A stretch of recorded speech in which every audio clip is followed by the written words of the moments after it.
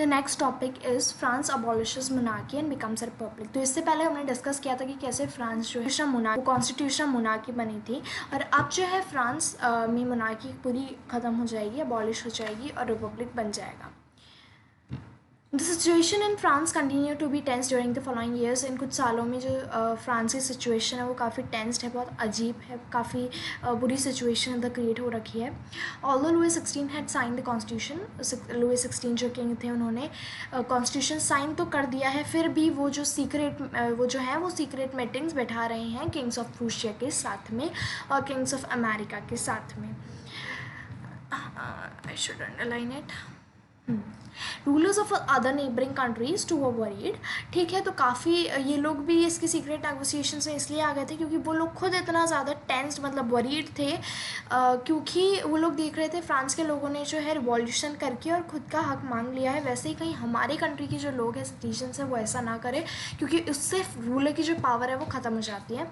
और उन्होंने प्लान्स बनाए कि हम ट्रूप्स को भेज देंगे जहाँ जहाँ भी ऐसे इवेंट्स विल टेक प्लेस, तो ऐसे जहाँ इवेंट्स होंगे। देयर सिंस द समर 1789, तो ये डेट भी I should highlight it. Before this could happen, the National Assembly voted in April 1792 to declare war against Prussia and Austria. So क्या हुआ, ऐसा कुछ हो, वो ट्रूप्स भेजे उससे पहले नेशनल असेंबली ने बहुत अच्छा काम किया, उन्होंने वोटिंग की और डिक्लेयर कर दिया एक war against Prussia and the Australia. अब वो क्या ही जो है सीक्रेट नेगोशिएशंस करेंगे, क्योंकि नेशनल असेंबली ने तो पहले ही उनके अगेंस्ट एक वॉर क्रिएट कर दिया। 1000 ऑफ वॉलंटियर्स जॉइन द। अब काफ़ी लोगों को इस चीज़ से प्रॉब्लम थी कि भाई अच्छी बात है अगर किंग के अगेंस्ट वॉर हो रहा है, तो उन लोगों ने काफ़ी लोगों ने इसे ज्वाइन किया। ऑल ओवर द यूरोप भी लोग आने लगे।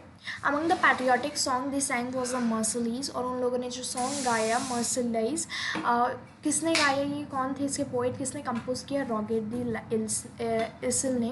It was sung for the first time by the volunteers from Marseilles as the march into the Paris. और फर्स्ट टाइम में मर्सिलीज जो मतलब वॉलंटियर्स थे मर्सिलीज से, उन्होंने जब पेरिस के अंदर वो मार्च कर रहे थे तब इन्होंने ये गाना गाया था, ये सॉन्ग संग किया था।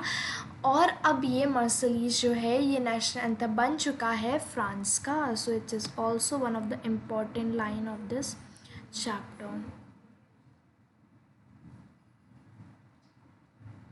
Okay, the revolutionary Wars brought losses. अब इतने सारे रिवॉल्यूशन के वॉर्स हुए, अब लोगों के पास थोड़ा सा इकोनॉमिक डिफिकल्टीज आ गई थी, पैसे में थोड़ी सी कमी आ गई थी।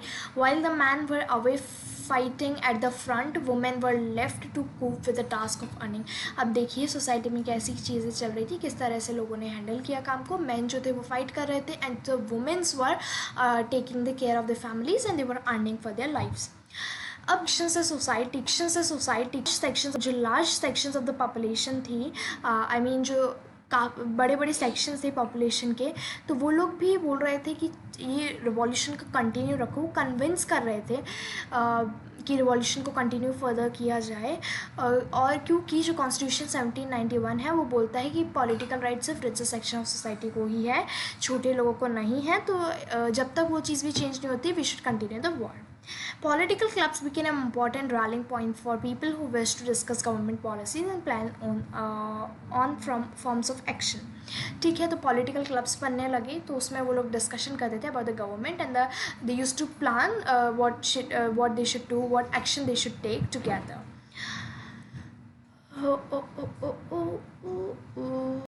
क्लब जो था वो था जैकोबिन्स क्लब। ये जैकोबिन क्लब में हम इसका डिस्कशन करेंगे, बट पहले मैं थोड़ा सा डिस्क्रिप्शन दे देती हूँ। ये काफ़ी मतलब रिच लोग नहीं थे, ये लोग थोड़ी पुअर सेक्शन ऑफ सोसाइटी ही मान सकते हैं हम, which got its name from former convent of saint Jacobin Paris. और इनका नाम कहाँ से आया, convent of saint Jacobins in Paris. Womens too who had been active throughout the period form their own clubs. Okay, जो womens थी जो पूरे टाइम एक्टिव रही थी इस वॉर की, और इस पीरियड के टाइम पे पीरियड मीन्स इस टाइम पीरियड में जब ये वॉर वगैरह रिवॉल्यूशन मतलब हो रहे थे, तो उन्होंने भी अपने क्लब्स किए। किसने, वुमेंस ने भी अपने जो है क्लब्स बनाए। Section 4 of this chapter will tell you more about the activities and demands. ठीक है, अब जैकोबिन क्लब की क्या डिमांड्स हैं वो सारा हमें तो पढ़ना स्टार्ट करते हैं। इस इधर से हमें बताया जाएगा। The members of the Jacobin Club belong mainly to the less prosperous sections of society, which I have already told you कि जो जैकोबिन क्लब है वो ज़्यादा रिच लोग नहीं है, वो लोग थोड़े से कम पुअर पीपल ही हम मान सकते हैं सोसाइटी के। They include small shopkeepers. कौन कौन आते हैं उसमें? स्मॉल शॉपकीपर्स आ जाते हैं, आर्टिशंस आ जाते हैं, शू मेकर्स आ जाते हैं, पेस्ट्री कुक्स, वॉश मेकर्स, प्रिंटर्स, मतलब जो कॉमन लोग हैं हम ये कह सकते हैं थर्ड स्टेट के जो लोग हैं उन्हीं में से इंक्लूडेड हैं ये लोग। The leader was Maximilian Robespierre, so this is also one of the important thing you need to mark in the book. A large group among the Jacobins decided to start wearing long striped trousers similar to those worn by the dock workers. What they used to wear is the stripped trousers. Stripped trousers जो ये आपको दिख रहे होंगे, stripped trousers इन लोगों ने पहन रखे हैं। इनके भी कहीं ये देखिए strips हैं इधर भी।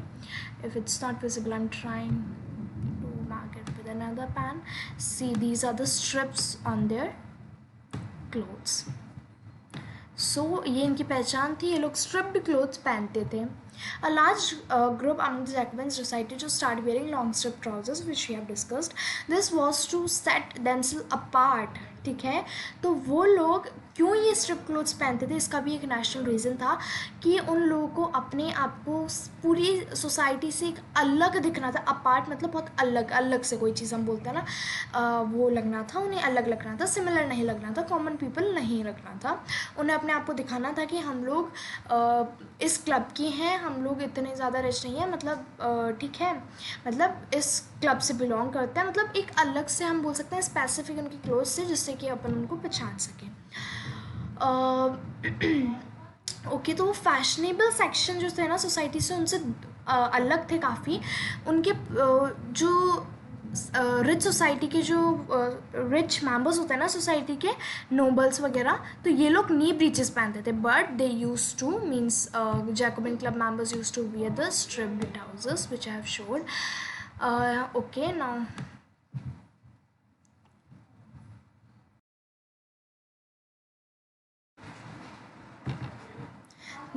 Okay, these Jacobin came to be known as the sansculottes. इनको सेंसक्यूलेटर्स क्यों बोलते थे? जिनका मतलब था कि जो नी ब्रीचेस ना पहनते हों।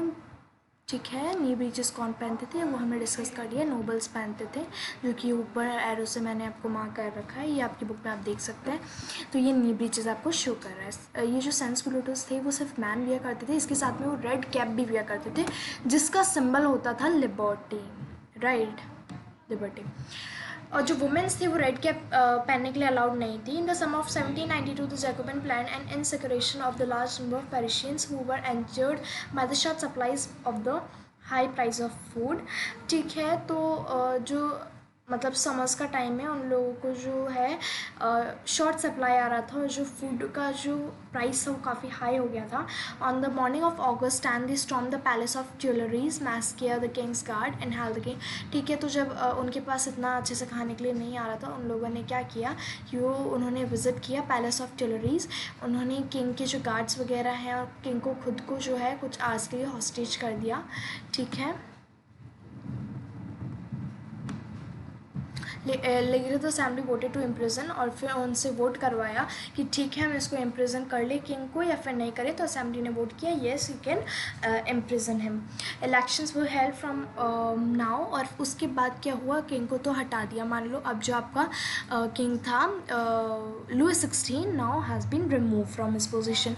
From now on all men of women, अब देखिए एक डिसीजन लिया गया है कि जब इलेक्शंस होंगे वो 21 अबव के सारे मैन, इवन अभी वुमेन को अलाउड नहीं किया है, बट मैन 21 ईयर्स अबव के सब, कोई वेल्थ से मतलब नहीं है, सबको जो है वोटिंग राइट मिलेगा। कोई रिच और पुअर से हमें मतलब नहीं है। द न्यूली इलेक्टेड, अब ये जो न्यूली इलेक्टेड असेंबली हुई ना आपकी, जो 200 ईयर्स 21 ईयर्स के अबव वाले सारे वोट कर सकते हैं, जिन्होंने जो डिसीजन लिया वो वाली असेंबली जो थी वो न्यूली इलेक्टेड थी, तो उसको क्या बोलते हैं हम, कन्वेक्शन। ठीक है, उसी को हमने कन्वेक्शन बताया है। Okay. On the 21 September 1792 it abolished the monarchy and declared France as a republic. अब इस कन्वेंशन गवर्नमेंट ने क्या किया, 1792 में मोनार्की को तो अबॉलिश कर दिया और क्या डिक्लेयर कर दिया फ्रांस को एज अ रिपब्लिक, बिकॉज अब जो है वो कंट्री का जो हेड है वो किंग नहीं है. As you know republic is a form of government where the people elect the government including the head of the government. देखिए रिपब्लिक क्या होता है आपको पता है, रिपब्लिक वो होता है जिसमें गवर्नमेंट जो होती है वो इलेक्टेड होती है और head of the government like अपने इंडिया में प्रेसिडेंट है वो इलेक्टेड है अपने द्वारा, तो वैसे ही हेड ऑफ द गवर्नमेंट भी इलेक्टेड होना चाहिए. तो इसमें हम पढ़ेंगे रेन ऑफ टेरर में कि किस तरीके से जो है रॉबेस्पियर गवर्नमेंट थी, रॉबेस्पियर जो थे उन्होंने अपनी पावर का यूज़ किया, उन्होंने कैसे पनिशमेंट, कितनी हार्ड पनिशमेंट्स उन्होंने रखी. उनके जो एनिमीज़ थे या फिर जो लोग उनकी जैसे नॉबल्स, क्लर्जीज़ या खुद की पार्टी के मेंबर या दूसरे पॉलिटिकल पार्टी के मेंबर जो उनके मैथड से एग्री नहीं करते थे उन्हें वो अरेस्ट करते थे, इम्प्रिजन करते थे, जो कि इधर दे रखा है, मेंशन कर रखा है. उन्हें वो जो है गुल्टन डिवाइस से उनका सर कटवा दिया करते थे. उसमें एक ब्लेड टाइप होती है जिसको सर के ऊपर रखा जाता है और डॉक्टर गुलिटिन ने इसको बनाया था, that's why it is called मतलब गुलिटिन. ओके. रॉबेस्पियर गवर्नमेंट, ठीक है. अब रॉबेस्पियर गवर्नमेंट ने क्या किया, मीट और ब्रेड को तो रेशन नहीं कर दिया गया और पीजेंट्स को फोर्स किया कि तुम लोग अपने ग्रेन्स को जो है उसी भाव में बेचोगे, उसी प्राइस में बेचोगे जो गवर्नमेंट ने फिक्स किया. आप अपने मर्जी से किसी भी प्राइस में आप you can not sell the prices, I mean grains. The use of more expensive white flour was forbidden. All citizens were required to eat the plain Digilite equality bread, a loaf made of whole wheat. अब जो है सबको जो मतलब हाँ सभी को जो है पेन इक्वालिटी ब्रेड खानी थी, होल व्हीट की जो होती है. Equality was also sought to be practiced through form of speech and addresses instead of traditional monsieur and madame. अब उन्होंने क्या किया था, पूरे इक्वालिटी कर दी थी हर जगह. उन्होंने जो लोग पहले सर और मैडम के नाम से कहलाते थे अब उन्हें सबको सिटीजन्स कहने के लिए कहा. मतलब ये पॉलिसी उन्होंने चेंज कर दी कि जो भी पहले सर और मैडम कहलाते थे अब उन्हें सिटीजन्स ही कहा जाएगा. No one is sir and madam. ये काफ़ी इंटरेस्टिंग और एक छोटा सा टॉपिक है जो हम जल्दी से ख़त्म कर लेंगे, पढ़ लेंगे. देखिए द फॉल ऑफ जैकोबिन. देखिए जो रॉबेस्पियर थे वो किसके हेड थे, जैकोबिन गवर्नमेंट के, जैकोबिन क्लब के. अब जब जैकोबिन गवर्नमेंट का फॉल हो गया तो गिर गई थी जैकोबिन जो गवर्नमेंट थी, तो अब क्या हुआ था, कॉन्स्टिट्यूशन ने बोला कि अब हम डायरेक्टली रूल रखेंगे, मतलब कि हम लोग 5 मेंबर्स रखेंगे, ठीक है, 5 को अपॉइंट करेंगे और 5 मेंबर्स ही जो है कंट्री को जो है चलाएंगे. 5 मेंबर्स को हम रखेंगे जिससे कि ये एक के हाथ में पावर ना रहे, ये 5 मिलके जो है पूरी कंट्री को चलाएंगे. ओके. देन हम आते हैं नेक्स्ट पॉइंट पे. This was meant as a safeguard. अब ये क्या है, सेफ गार्ड रहेगा, एक इंसान के हाथ में पूरी पावर नहीं आएगी तो सेफ रहेगा. अब क्या हुआ, अब ये जो डायरेक्टर्स थे इनके बीच में भी क्लैशेस होने लगे. तो अब क्या लास्ट में क्या हुआ, ये जो ये था नेपोलियन बोनापार्टे, इन्होंने बाजी मार ली और अब ये जो है डायरेक्टली रूल करने लगे. ठीक है, क्योंकि अब ये भी चला के देख लिया था, ये भी नहीं हो रहा था. अब डायरेक्टली रूल में 5 को बनाया था, उनमें भी क्लैशेस होने लगे थे, लड़ाइयाँ झगड़े होने लग गए थे, तो ये चीज़ें चल नहीं रही थी. तो अब नेपोलियन बोनापार्टे ने अब रूल करना स्टार्ट किया था. डिक्टेटरशिप आ गई थी. डिक्टेटरशिप क्या होती है, डिक्टेटरशिप होती है मतलब एक इंसान का ही रूल है. ठीक है. Through all these changes in the form of government the ideals of freedom, equality before law and fraternity remain inspiring ideals that motivated the political movement in France and the rest of Europe during the following century. तो ये चीज़ें तो आपको समझ आ ही गई होंगी. Let's move further in the chapter.